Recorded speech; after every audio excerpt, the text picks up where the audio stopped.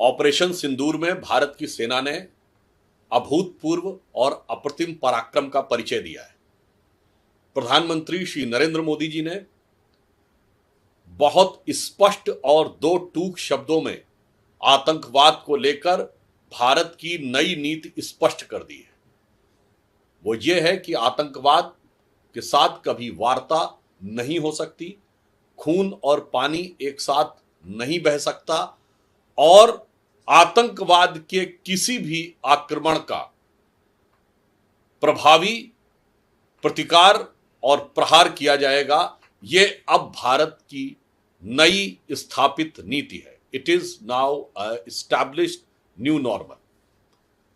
विपक्षी दल और कांग्रेस पार्टी यदि यह कह रहे हैं कि वो सरकार के साथ खड़े हैं, तो मुझे लगता है फिर यह उनके आचरण में भी दिखाई देनी चाहिए।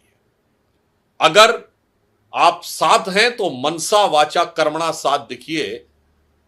बोलने के लिए साथ हैं और कर्म कुछ और है तो यह मन में संदेह उत्पन्न करता है। ऐसा मैं इसलिए कह रहा हूं कि जब यह स्पष्ट है कि ऑपरेशन सिंदूर चल रहा है, किसी भी प्रकार का कोई युद्ध विराम शब्द प्रयोग नहीं किया गया है, यह केवल ऑपरेशनल ब्रेक है अर्थात अल्प विराम है, तो बहुत साफ बात है during the course of operation यदि आप सवाल उठाते हैं तो यह नियत पर संदेह पैदा करता है।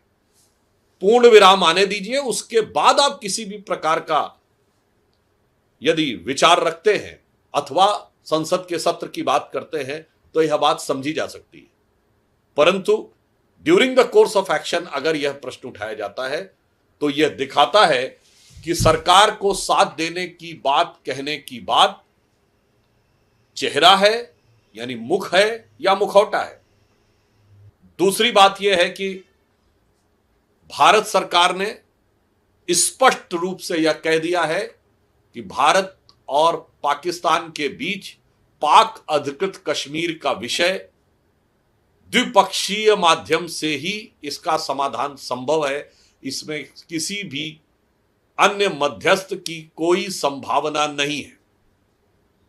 दुनिया के सभी देशों के प्रति सद्भावना और सम्मान रखते हुए भारत सरकार का स्पष्ट मानना है कि इसमें किसी भी प्रकार की मध्यस्थता की कोई संभावना नहीं है।